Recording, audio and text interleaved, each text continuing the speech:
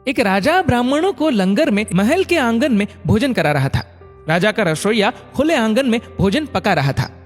उसी समय एक चील अपने पंजे में एक जिंदा सांप को लेकर राजा के महल के ऊपर से गुजरी। तब पंजों में दबे सांप ने अपने आत्मरक्षा में चील से बचने के लिए अपने फन से जहर निकाला। तब रसोइया जो लंगर ब्राह्मणों के लिए पका रहा था, उस लंगर में सांप के मुख से निकली जहर की कुछ बूंदें खाने में गिर गई। किसी को कुछ पता नहीं चला। फलस्वरूप वह ब्राह्मण जो भोजन करने आए थे, उन सब की जहरीला खाना खाते ही मौत हो गई। अब जब राजा को सारे ब्राह्मणों की मृत्यु का पता चला तो ब्रह्म हत्या होने से उसे बहुत दुख हुआ।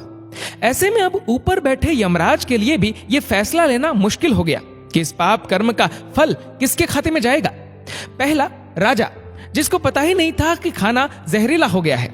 दूसरा, रसोइया जिसको पता ही नहीं था कि खाना बनाते समय वह जहरीला हो गया है। तीसरा, वह चिल जो जहरीला सांप लिए राजा के महल से गुजरी। चौथा, या वह सांप जिसने अपनी आत्मरक्षा में जहर निकाला। बहुत दिनों तक ये मामला यमराज के लेखे जोखे में अटका रहा। फिर कुछ समय बाद कुछ ब्राह्मण राजा से मिलने उस राज्य में आए और उन्होंने किसी महिला से महल का रास्ता पूछा। उस महिला ने महल का रास्ता तो बता दिया। रास्ता बताने के साथ साथ ब्राह्मणों से यह भी कह दिया कि देखो भाई, जरा ध्यान रखना, वह राजा आप जैसे ब्राह्मणों को खाने में जहर देकर मार देता है। बस जैसे ही उस महिला ने ये शब्द कहे, उसी समय यमराज ने फैसला ले लिया कि उन मृत ब्राह्मणों की मृत्यु के पाप का फल इस महिला के खाते में जाएगा और इसे उस पाप का फल भुगतना होगा। यमराज के दूतों ने पूछा, प्रभु ऐसा क्यों, जबकि उन मृत ब्राह्मणों की हत्या में उस महिला की कोई भूमिका भी नहीं थी।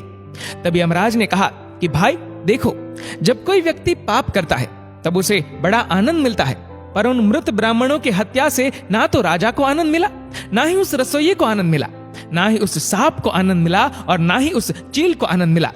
पर उस पाप कर्म की घटना का बुराई करने के भाव से बखान कर उस महिला को जरूर आनंद मिला।